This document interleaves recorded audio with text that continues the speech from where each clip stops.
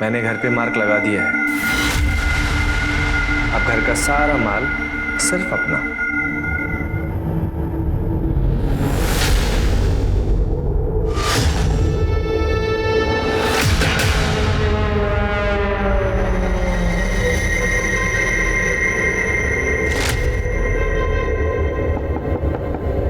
शादी मुबारक हो।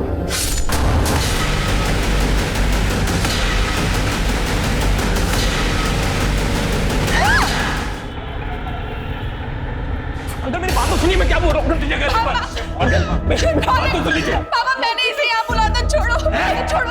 अंदर लेके जा इसको। और सुन, साक्षी की शादी वहीं होगी जहाँ हम तय करेंगे। अंकल क्या बुराई है प्यार करने में, आप मुझे ये बताइए। मैं प्यार करता हूँ साक्षी से, शादी करना चाहता हूँ, बहुत खुश है। यहाँ से निकल जाओ।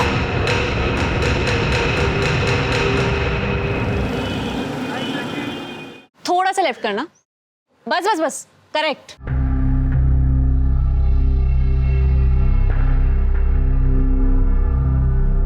निया, ये सब क्या है?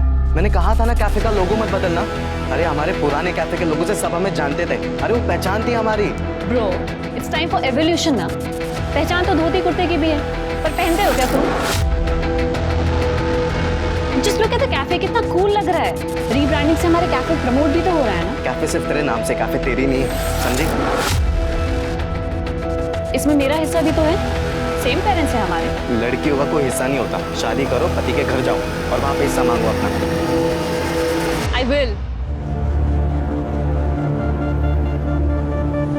इट्स ओके निया, रिलैक्स। चल अपने कैफे की कॉफी पिला। चल ना, कम। थैंक यू सो मच यार निया, तूने बचा लिया यार। साला 1 महीने से कोई काम ही नहीं आ रहा था ग्राफिक्स का, और पापा से पैसे मांगता ना तो वो खटिया खड़ी कर देता। ओ प्लीज यार, दोस्ती में क्या थैंक यू। Hi guys.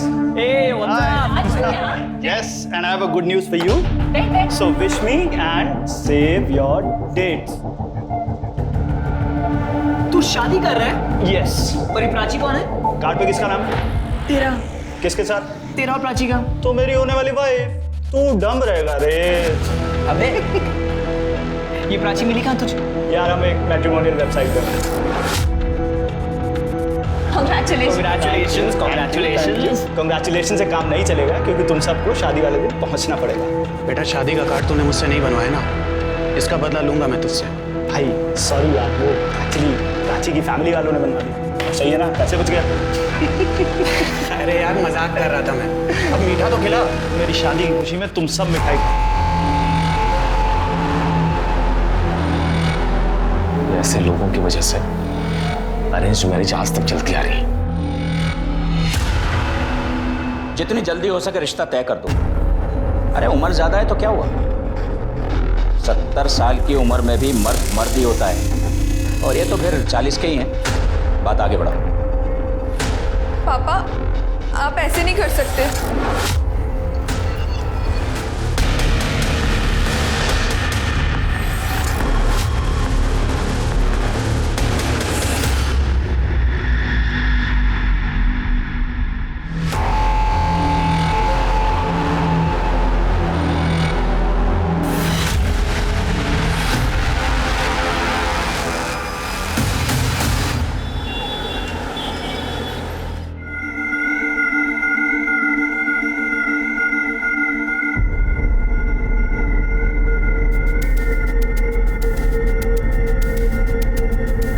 शानी ला पैसे दे।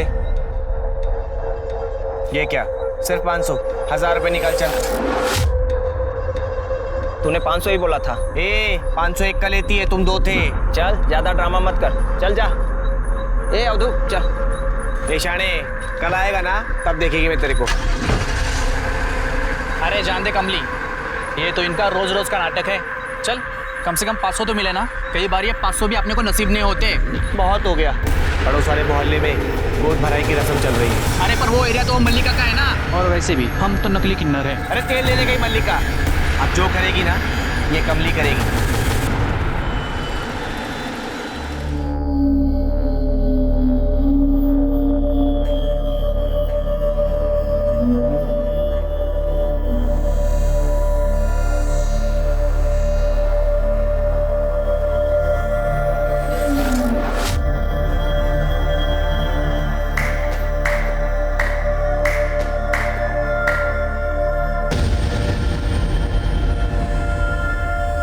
मेरी सारी बलाएं ले लूं, सदा सुहागन रहो, मुन्ना ही होगा।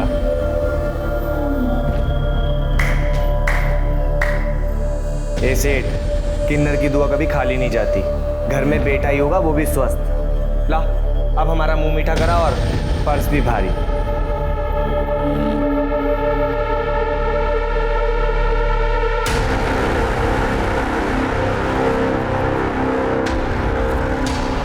देख तो सबाना, रखो और दफा हो जाओ। ऐसे घर में खुशियां आई है, उसमें भी कंजूसी।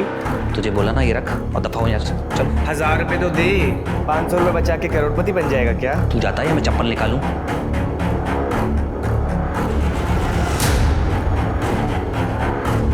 ए सेठ, इसकी मिठाई खा तू। छोड़ना रे, इसको बाद में देख लेंगे।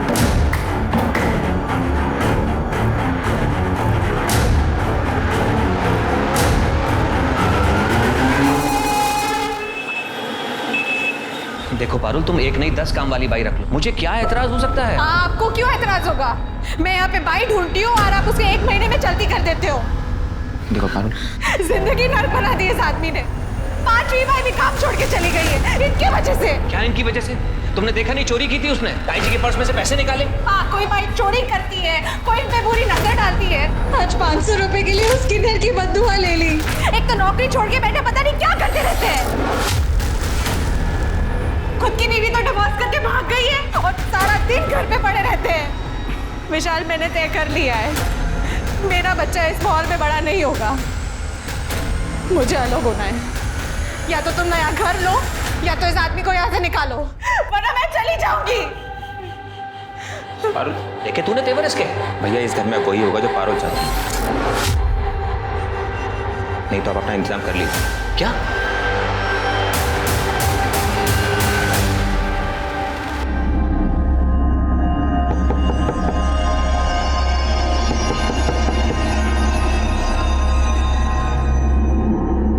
ये विनोद भैया को अभी क्या चाहिए?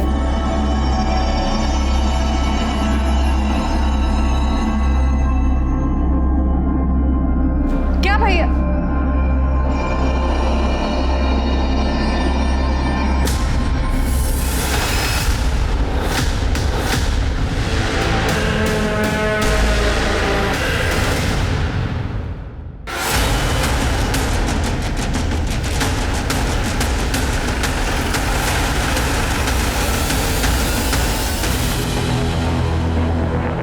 चारों तरफ अच्छे से चेक करो।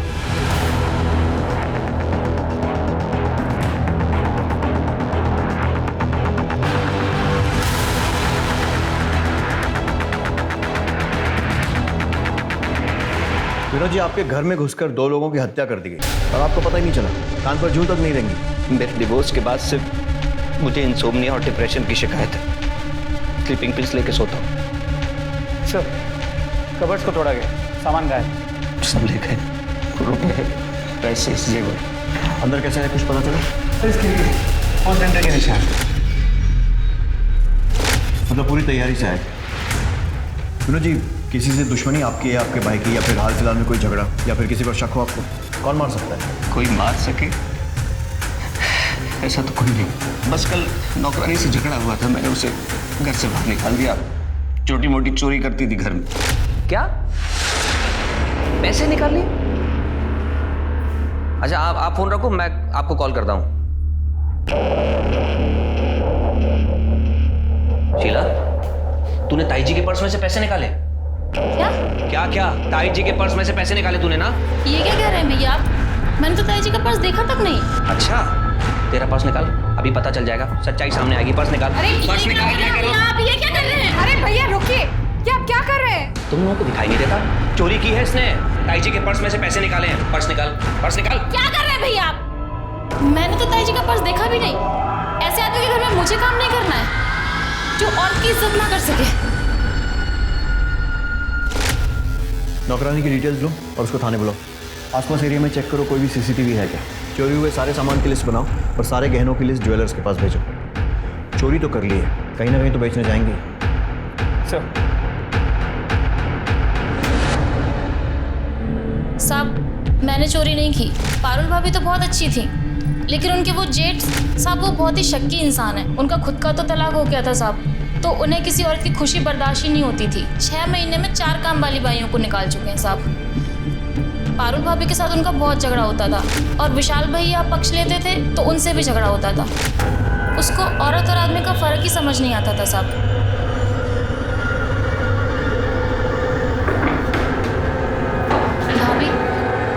ये भैया मुझे ऐसे घूर घूर के देखेंगे तो मैं काम कैसे करूँगी? मैं भी एक औरत हूँ। अरे वो तुझे औरत है इसलिए घूर के नहीं देखते हैं, वो बहुत शक्की इंसान है। उन्हें तो लगता है कि मैं भी विशाल के पर्स से पैसे चोरी करती हूँ, मुझे भी ऐसे ही घूर के देखते हैं। ये सही है, उसने तेरी चोरी पकड़ी तो तूने उल्टा उस पर ही इल्जाम लगा दिया। नहीं साहब, मैं 10 घर का काम करती हूँ साहब, 15-20 हज़ार रुपये कमा लेती हूँ। 500 रुपये चुरा के पूरे मोहल्ले में बदनाम हो जाऊँगी साहब। मैं बेवकूफ़ थोड़ी हूँ साहब। ठीक है, जाओ। और सुनो, बिना बताए शहर छोड़कर मत जाना। जी साहब। कहीं ऐसा तो नहीं है कि इस विनोद ने ही मर्डर किया और उसके बाद लूटपाट का एंगल दे दिया? इस विनोद पे नजर रखो, अगर इसने ये किया है बाकी एविडेंस से तो कोई फायदा नहीं होगा, फिंगरप्रिंट्स, मोबाइल रिकॉर्ड्स, लेकिन वो गहनों को ठिकाने लगाने की कोशिश करेगा। अगर इसी ने किया है तो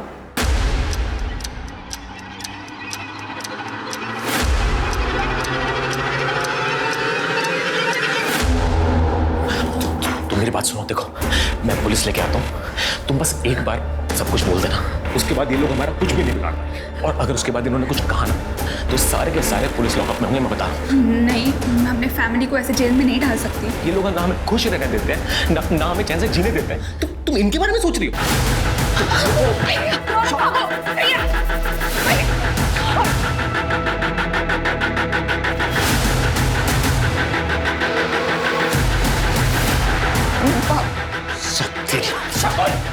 इसे बांध के रख।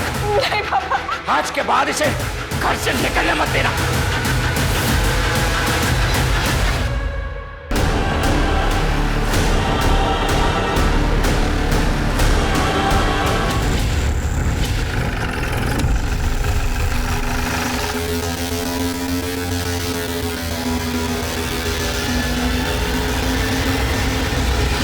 सही ये देखिए, पारुल और विशाल के मर्डर वाली रात विनोद किसी को मिला था और एनवेलप दिया।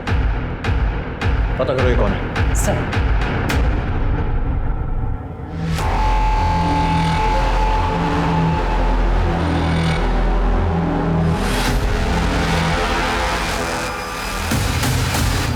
यार मुझे कुछ ना कुछ जुगाड़ करना पड़ेगा। मैं कब तक टोनी के घर में काम करूंगा? ऊपर से मेरा बाप ना मुझे चैन से काम करने देता और ना जीने देता है। प्लीज चिल यार, सारे पेरेंट्स ना एक ही जैसे होते हैं। हो प्लीज यार निया, अब तू ज्ञान मत दे मुझे ज्यादा।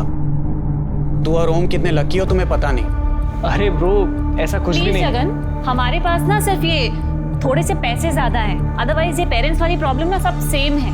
तेरे घर में जैसा टॉर्चर होता है ना, वैसे सेम टू सेम मेरे घर में भी होता है। बेब्स, इसलिए तो मैंने बोला था मेरे साथ लिव इन में शिफ्ट हो जाओ, ताकि ये नितेश मेरी सारी चीजों पर कब्जा कर ले। No ways. यू तो नो ना पापा कितने ओल्ड फैशन्ड है, और उन्हें ये लिव इन वाला कॉन्सेप्ट कतई समझ में नहीं आने वाला। आई डोंट वांट कि नितेश मेरे खिलाफ पापा को भड़का के ना मुझे डिसोन करवा दे। I really don't want that. Sir मैंने कुछ नहीं किया सर मैंने किसी को सुपारी नहीं दी सर। वो हमारी सोसाइटी का वॉचमैन है, उसकी माँ की तबीयत खराब हो गई थी, पैसे मांग रहा था, इसीलिए मैंने उससे पैसे दिए सर। हम उसके घर गए, घर पे ताला लगाओ।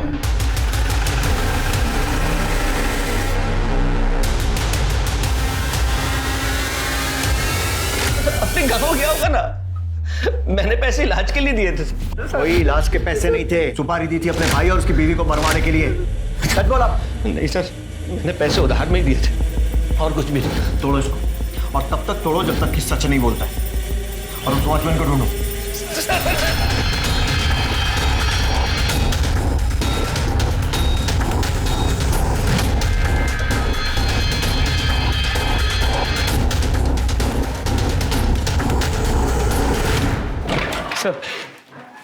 सर वो वॉचमैन के घर फोन किया था, वो वहाँ भी नहीं है। सर ये वॉचमैन बहुत ही शातिर है, उसने विनोद के अलावा और भी कई लोगों से अपनी माँ की बीमारी के नाम पे पैसे लिए, और उसकी माँ 2 साल पहले चल बसी।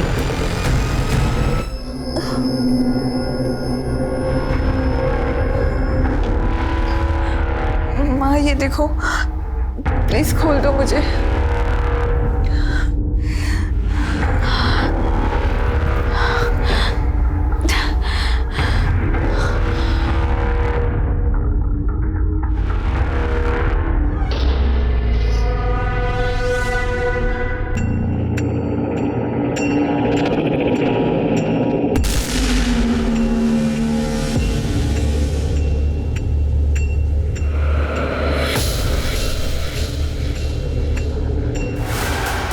साक्षी, साक्षी, साक्षी, रुको, साक्षी।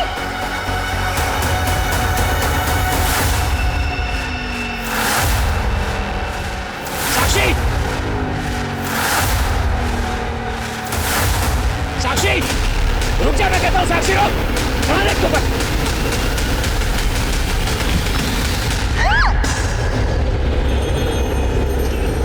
यार तुम्हारे हाथ में तो जादू है, क्या टेस्टी खाना बनाया तुमने यार। सच बताऊं तो आज अपने दोस्तों से इतने टाइम बाद मिलकर बहुत अच्छा लगा। हाँ। और ये चीज़ याद है। वो निया स्वीट है बट वो थोड़ा नकचड़ा है।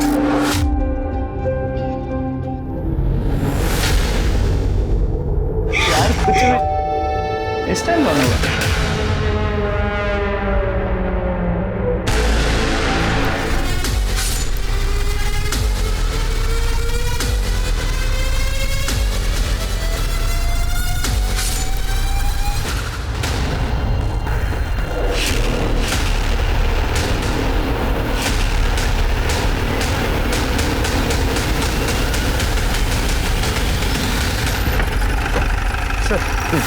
ये सफाई वाला सुबह कचरा लेने आया था, दरवाजा खुला था, उसने खून देख के हमें कॉल किया। सही देखिए।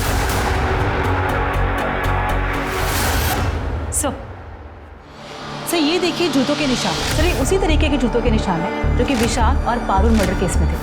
और सर एक और बात, यहाँ भी चोरी हुई है। एक काम करो, आस पड़ोस में पूछताछ करो, आजू बाजू के एरिया में कोई भी सीसीटीवी फुटेज मिलता है चेक करो, फैमिली को बुलवाओ और चोरी हुए सामान की लिस्ट बनाओ। और ये भी पता करो कि वो वॉचमैन कहीं वापस शहर में तो नहीं आ गया। जी सर। विशाल, ऐसे ही निशान पारुल के घर के दरवाजे पर भी था, चेक करो। जी सर। देख, हमें पता चला कि तू नौकरी छोड़ के घर पे बैठा था, घर में सिर्फ पारुल और विशाल की चलती थी, इसीलिए तूने उन्हें मरवा दिया। अब ये बता कि किससे और कैसे? सर मैंने किसी को नहीं मरवाया। देख, 2 और लोगों का मर्डर हुआ, अगर सच सच बोलेगा तो तेरी सजा कम करवा सकते हैं। सर मैं हाथ जोड़ता हूँ सर, मैं आपसे पहले भी कह चुका हूँ, मैंने किसी को नहीं मरवाया। मानता हूँ मैं उनसे चिढ़ता था, लेकिन थे तो वो मेरा परिवार। अब आप बता रहे हो एक घटना फिर से घट गई तो मैं तो बेकसूर हुआ ना सर। सर, राज के घर वाले आए। नए घर में शिफ्ट हुआ था सर, तो सत्यनारायण की पूजा रखी, हम भी वहां पर थे। दोपहर का खाना खाकर हम दोनों निकल गए थे सर, क्योंकि उसने अपने दोस्तों के साथ एक पार्टी रखी थी। आप जानते हैं उन दोस्तों को? जी सर।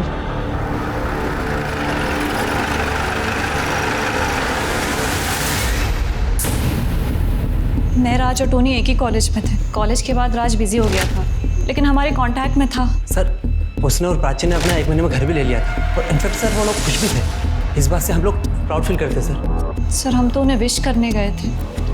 तो जब तुम लोग वहाँ विश करने गए थे तो कुछ अलग या अजीब सा देखा? No sir, not at all. बल्कि राज और प्राची तो अपने फ्यूचर की बातें डिस्कस कर रहे थे हमारे साथ। अरे यार, इतने सारे गिफ्ट लाने की क्या जरूरत थी यार? अरे कैसे नहीं लाते यार, आफ्टर ऑल तो नए घर में शिफ्ट हुआ है। अच्छा, इसी बात पे कुछ खा। वाह, म्यूजिक सिस्टम, ये तो पक्का निया की पसंद होगी। Of course, I knew it. मैं अभी प्ले करता हूँ। अच्छा राज, हाँ, do you mind if I ask कि तू सिंगल चाइल्ड है ना, तो फिर यहाँ पे अकेले घर पे क्यों शिफ्ट हुआ? वेल, हमें भी तो अपनी प्राइवेसी चाहिए ना, हम भी थोड़ा लाइफ एंजॉय करना चाहते हैं, और फिर हम बेबी भी प्लान कर रहे हैं तो। व्हाट? यार अभी तो शादी हुई है, इतनी जल्दी क्या है बच्चे की? ओ मॉडर्निटी की देवी। यार तुम लोगों का ना मुझे सीरियसली कुछ समझ में नहीं आता है। छोड़ो यार, लेट्स हैव सम फन।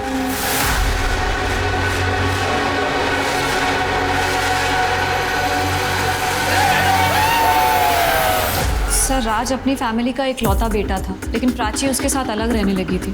कहीं ऐसा तो नहीं कि उसकी फैमिली ने? नहीं हाँ, उसकी फैमिली ऐसा कुछ नहीं कर सकती है। ऑल्दो सर, राज की जो एक्स गर्लफ्रेंड थी रितु, वो भी उससे झगड़ा करती थी, और कई बार तो सोशल मीडिया पे उसके साथ पिक्चर्स पोस्ट करके उसे गालियाँ भी देती थी। ओह यस सर, ये देखिए सर, राज ने कल ही सत्यनारायण की पूजा के पिक्चर्स डाले थे। ये देखिए रितु ने क्या कमेंट किया हुआ है। रितु की डिटेल्स लो, पुलिस स्टेशन बोलो। सर क्या बताया sir? I wrote it on friends book और अच्छे से उसे गाली दी और पब्लिकली सोशल मीडिया पे शेम किया। आपको पता है मेरे कितने फॉलोअर्स हैं? 2000। 900 लोगों ने तो मेरी पोस्ट भी लाइक की और सबने कहा यू गो गर्ल। देखो हमने पता किया है तुम्हारा राज और उसकी बीवी के साथ झगड़ा हुआ। अरे चूड़ियां ले लेंगे यार पहले। कमीने, मेरी लाइफ बर्बाद करके तू इसके साथ यहाँ मजे कर रहा है। देखो रितु, अब मेरी और राज की शादी हो चुकी है तो तुम ये तू चुप बैठ चुड़ैल, समझी? तेरी औकात नहीं है मेरे सामने बोलने की। Ritu behave yourself. तुम्हारी इन्हीं हरकतों की वजह से ना मैंने तुमसे ब्रेकअप किया। हरकत? व्हाट हरकत? ऐसा क्या किया मैंने तुम्हारे साथ? बोलो ना, क्या किया? थप्पड़ मारा तुम्हें? तुम्हारे कपड़े फाड़े? अब मेरे पति को हाथ लगाया तो मुझसे बुरा कोई नहीं होगा। Get lost. हाँ तो वो डिजर्व करता था सर, और मेरा उसे मार के क्या फायदा होगा? मैं तो उसे तड़पते देखना चाहती थी, उसकी शादी टूटते देखना चाहती थी, लेकिन मर के तो वो सस्ते में निपट गया ना। डॉक्टर को दिखाया? मतलब थोड़ा। क्यों सर? क्योंकि तुम्हारी बातें ऐसी हैं। इसके अलावा चेक करो। फिलहाल जाइए, लेकिन शहर छोड़कर मत जाइएगा। जी सर। चलिए। ये क्या कर दिया सोशल मीडिया ने आजकल के बच्चों का? मेरा बेटा भी पूरे समय फोन पे चिपका रहता है। अरे कितनी बचकानी बातें करती है। नहीं सर, क्या ये मर्डर कर सकती? लगता तो नहीं है। इसको नजर रखो। ये कॉल रिकॉर्ड चेक करो, पता करो इसने किसी शेडी आदमी से कांटेक्ट किया है या फिर किसी को हायर किया है। ऐसा करो, विनोद का सोशल मीडिया भी चेक करो, कहीं ये लोग ऑनलाइन तो लोगों को हायर नहीं कर रहे। अच्छा, बाकी के सीसीटीवी फुटेज आए? सर राज के घर के पास एक बैंक के एटीएम का सीसीटीवी फुटेज मिला, उसे क्रॉस चेक कर रहे हैं। और ज्वेलर से कोई इन्फॉर्मेशन? सर अब तक कुछ नहीं सर। मोस्ट प्रोबेबली ये ज्वेलरी शहर के बाहर बेची गई होगी।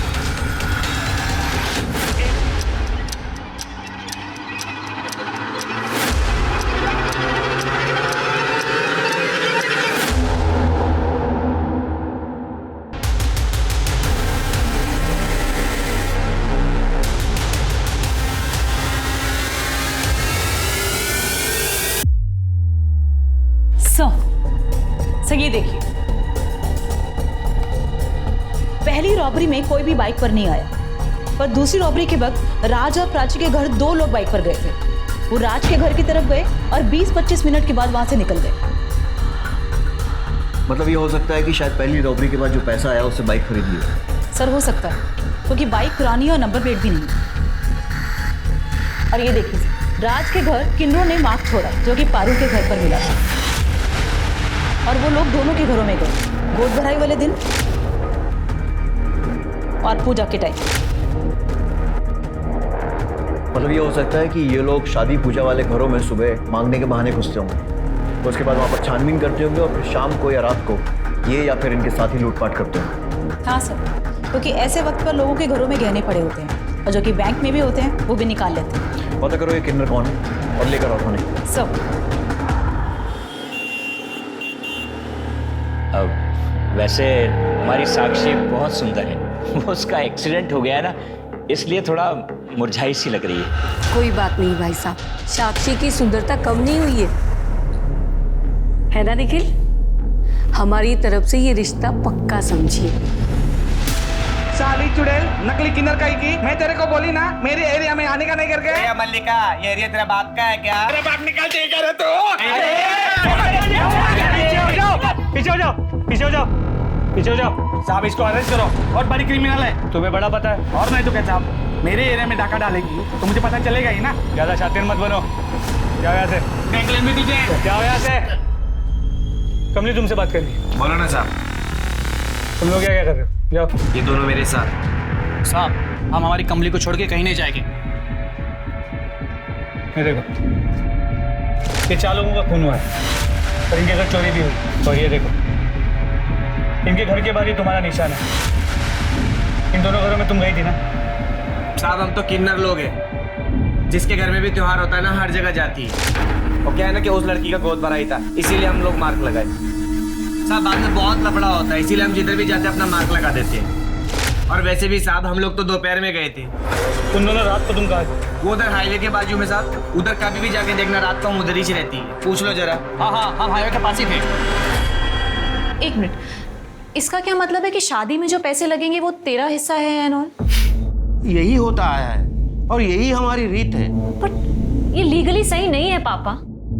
मुझे आपके कुछ लाख रुपए नहीं चाहिए, मुझे बिजनेस में पार्टिसिपेट करना है। पापा बिजनेस संभालने के लिए मैं हूं ना। पर मैं भाई से बेटर हूँ पापा, आपको पता है। निया, पापा प्लीज प्लीज पापा। ओके, तो एक डील करते हैं ना।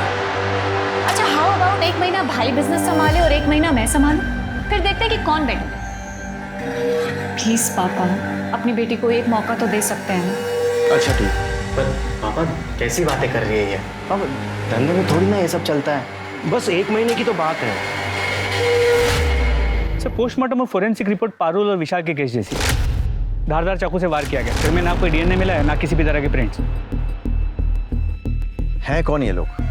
हवा में से आते हैं और हवा में गायब हो जाते हैं। शुरू से शुरू करते हैं। पारुल के घर इन क्रिमिनल्स ने खिड़की से फोर्स एंट्री की थी, जबकि राज के घर ये लोग सामने के दरवाजे से घुसे थे। नहीं सर, राज के घर पे कोई फोर्स एंट्री का निशान नहीं है। मतलब ये हो सकता है कि कोई जान पहचान वाला आदमी था। तो या फिर ये भी हो सकता है कि राज के घर में किसी ने मदद मांगने के लिए नॉक किया, राज ने बिना कुछ सोचे दरवाजा खोल दिया। पॉसिबल है, और वैसे भी अगर तैयारी से आओ तो 2 लोगों को मारकर लूटने में ज्यादा मुश्किल नहीं होती। राज के घर के आसपास हमें 2 सस्पेक्ट बाइक पर दिखे, लेकिन पारुल के घर के आसपास हमें कोई सस्पेक्ट नहीं दिखे, ना आते हुए ना जाते हुए। सर हो सकता है वो बाइक पर आए ना हो, इसलिए हमें मिस कर दिया हो, वो पैदल आए हों। Good point. ऐसा करो, मर्डर के 1 दिन पहले और 1 दिन बाद का सारा सीसीटीवी फुटेज फिर से चेक करो। सर, चोरी के सामान बेचने की कोई इन्फॉर्मेशन? नहीं सर, अपने एरिया में कुछ नहीं मिला। मैंने फोटोज को बाकी के पुलिस स्टेशन में सर्कुलेट कर दिया, शायद किसी और शहर में बेचा गया हो। ठीक है। ये निया बहुत तेज बन रही है, इसका फेल होना बहुत ज़रूरी है। अगर मेरे होते हुए भी पापा ने बिजनेस निया के हाथ में दे दिया तो फिर मेरी क्या इज्जत रह जाएगी?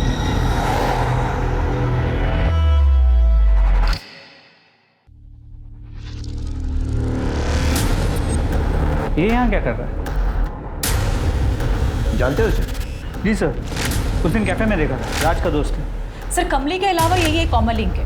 मर्डर वाली रात कुछ घंटे पहले ये वहाँ देखा गया था। और निकला कब? सर मर्डर की अगली सुबह टोनी के साथ। मतलब मर्डर की 1 रात पहले आया और मर्डर की अगली सुबह निकल गया। इसका एड्रेस निकालो और सारी डिटेल्स पता करो। सर सारा टाइम कंप्यूटर पे लगा रहता है। उस दिन मैं नाराज हो गया, थोड़ा सा कुछ कह सुन दिया तो नाराज होकर अपने दोस्त के घर चला गया। कौन से दोस्त के? टोनी है उसका दोस्त। तो बोला कि प्रोजेक्ट पूरा करके आऊँगा, 2 दिन बाद वहीं से आया।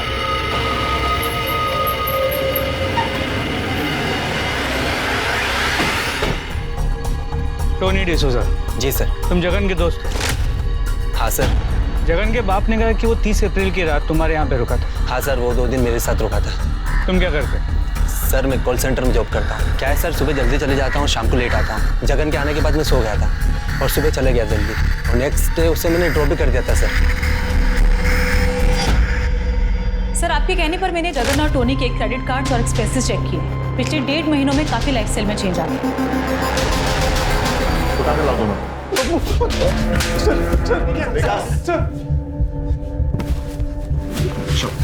शुरू जाओ। मैंने कुछ नहीं किया है सर। और सर, राज और प्राची की हाउस वार्मिंग पार्टी के बाद हम लोग ओम के फ्लैट पे चले गए थे सर, पार्टी कंटिन्यू करने की। सर मैंने चेक किया है, इन लोगों की मोबाइल लोकेशन ओम के घर की है। नमस्ते आंटी, साक्षी को मैं तैयार कर देती हूँ। ठीक है, पर जल्दी करना।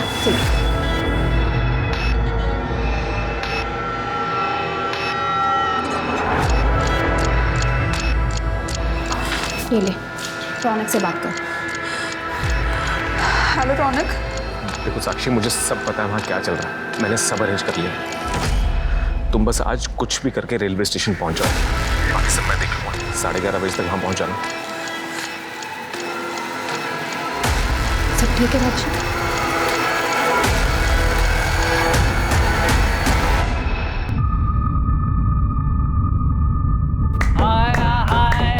बधाइयो सेठ, बधाइयो। घर में खुशियां आ रही है तेरे। चला शगुन दे। हाँ हाँ। तेरी बेटी सदा सुहागन रहे। ले। ये हुई ना बात।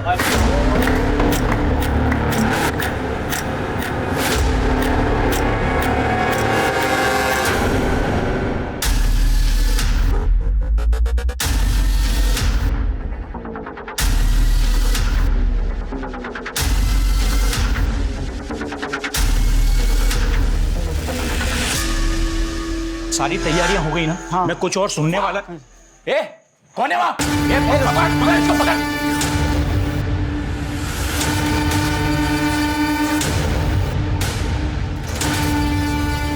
कौन है तुम लोग?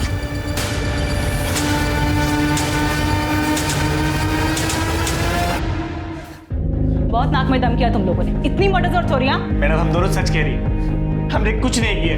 तो उस घर में क्या शादी के लड्डू खाने गए थे आधी रात को? मैडम वो तो हम उस लड़की को भगाने। एक मिनट, लड़की को भगाने?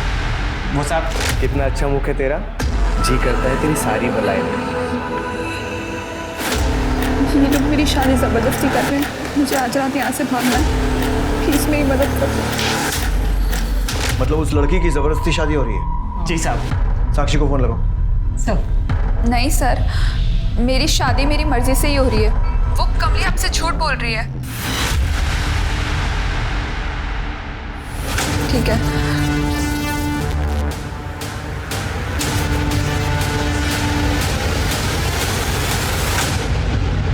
इन लोगों की अच्छे से धुलाई करो, मुझे पूरा सच चाहिए। साहब सच कह रहे। मिश्रा, कमली ने कन्फेस किया? नहीं सर, हमने सभी पैतरे इस्तेमाल किए, लेकिन फिर भी वो बोल रही है कि उसने कोई भी जुर्म नहीं किया। तो सर हमने सोचा कि बाकी के एविडेंस चेक करके शायद कोई लिंक मिल जाए, पर सर लिंक मिल भी गया। क्या तो सर जितने भी कपल्स की मौत हुई थी हम उनका बैकग्राउंड चेक कर रहे थे, तो क्रॉस रेफरेंस सबकी अरेंज मैरिज है। हमने उनके ईमेल्स और सोशल मीडिया भी चेक किया। उनकी शादी एक ही मैट्रिमोनियल साइट के जरिए हुई है। मतलब ये कड़ी इन लोगों को जोड़ती है? जी सर, और ये सभी शादियाँ पिछले 1 महीने से 1.5 साल के बीच में हुई। मुझे इस मैट्रिमोनियल साइट से रिलेटेड सभी लोगों की लिस्ट चाहिए, उनकी सारी डिटेल्स चाहिए, और जिन जिन कपल्स की शादी इनके थ्रू हुई है उनकी भी लिस्ट उन्हें वार्न करना होगा। जी सर। Good job.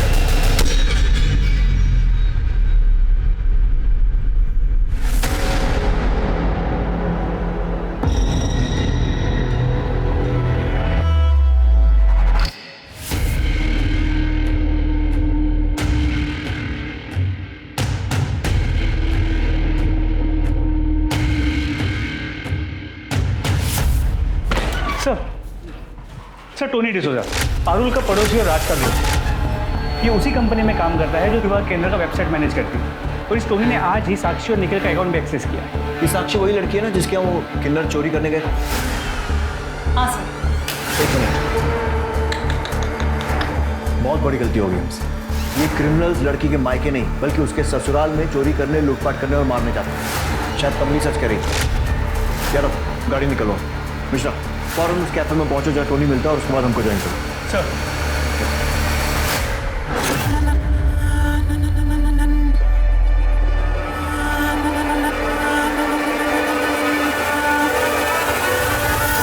और इसीलिए मुझे ये शादी करनी पड़ी।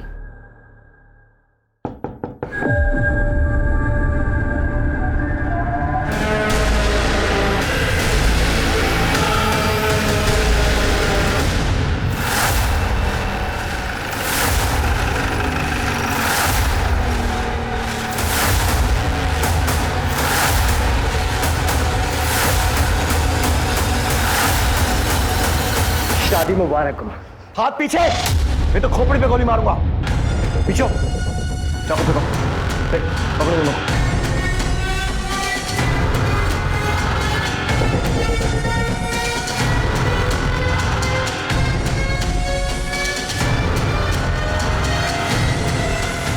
बहुत परेशान किया तुम लोगों, बहुत स्मार्ट गेम खेला तुम लोगों ने। कोई गलती नहीं, परेशान हो गए थे हम लोग, समझ ही नहीं आ रहा था करें क्या। फिर हमने वही किया जो हम लोग हर बार करते हैं, कॉल रिकॉर्ड्स को अच्छे से चेक किया। और एक चीज नजर आई, हर मर्डर और लूट के पहले तुम चारों की लोकेशन ओम के घर पर ही मिली। और तब लगा कि यार दाल में तो कुछ काला है। तुमको उठाने पहुंचे तो तुम्हारा भाई नितेश, उसने तो पहले ही पुलिस को फोन कर दिया था तुम्हें पकड़वाने के लिए।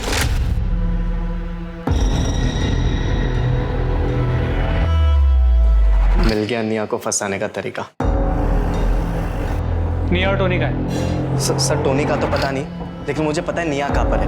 मैंने अभी उसका मैसेज देखा sir, red bull party sir, ये पक्का वाली पार्टी है 100%। Please arrest as soon as possible. तुम्हें बहुत जल्दी अपनी बहन को अरेस्ट करवाने की? सर आप निया को अरेस्ट करेंगे तभी तो पापा ये कैफे मुझे देंगे, and everything is fair when it comes to business. Sir मेरा भाई ना एकदम यूजलेस है। वो ना ही एक अच्छा बिजनेसमैन है और ना ही एक अच्छा भाई, और ना ही खूनी लुटेरा। पहला विक्टिम कैसे चूज किया? सर वो टोनी अक्सर अपने पड़ोसियों की बातें करता था, पारुल और विशाल। और उस रात को तो जगन ने भी उन दोनों को झगड़ा करते हुए सुना। और फ्रस्ट्रेट होकर मैं वीडियो कॉल किया था। यार ऐसे लोगों को जिंदा रहने का कोई हक नहीं। अपनी अरेंज मैरिज की फ्रस्ट्रेशन दूसरों पे निकालते हैं और अब बच्चा आएगा फिर उसकी भी लाइफ झंड कर देंगे। उसके बाद हम लोग कैब पकड़ के टोनी के घर चले गए ताकि हम लोग रजिस्टर ना हो सके। उसके बाद हम लोगों ने स्क्रू ड्राइवर से खिड़की खोली और अंदर जाके उनको मार दिया। क्या भैया?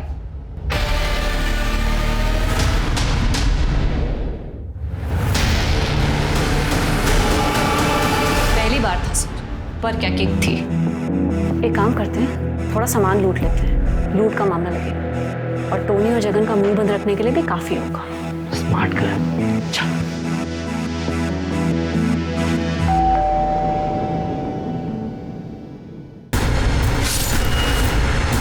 उसके बाद हमने पैसे टोनी और जगन को देना शुरू कर दिया और वो भी हमारी मदद करने लगे। टोनी हमें इन्फॉर्मेशन देता था अपनी वेबसाइट से। उसके बाद हम रेकी पे जाते थे ये पता करने के लिए कि कौन अकेले रहता है और किसके पास कितनी सिक्योरिटी। अगर हमें ऐसा लगता था कि हम दोनों उस चीज़ को हैंडल नहीं कर पाएंगे तो टोनी और जगन को अपने साथ लेते थे। मर्डर करने के बाद हम वो कपड़े और ग्लव्स जगन को देते थे और वो उसे डिस्पोज करता था। उसके पापा म्यूनिसिपल डिपार्टमेंट में काम करते हैं।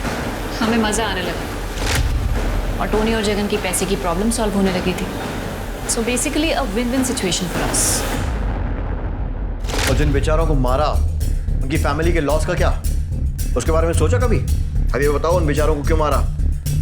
तुम्हें तो पैसों की कमी भी नहीं थी ना? सर ये मेरा प्लान था, मुझे शादी नहीं करनी थी लेकिन ज़बरदस्ती मेरे पेरेंट्स ने मेरी अरेंज मैरिज करवा दी थी और शादी के अगले दिन ही लड़की अपने आशिक के साथ भाग गई थी। उसके बाद से मुझे नफरत हो गई थी अरेंज मैरिज से, खास करके उन लोगों से जो रिलेशनशिप में होने के बाद अपने पेरेंट्स के प्रेशर में आके अरेंज मैरिज करते।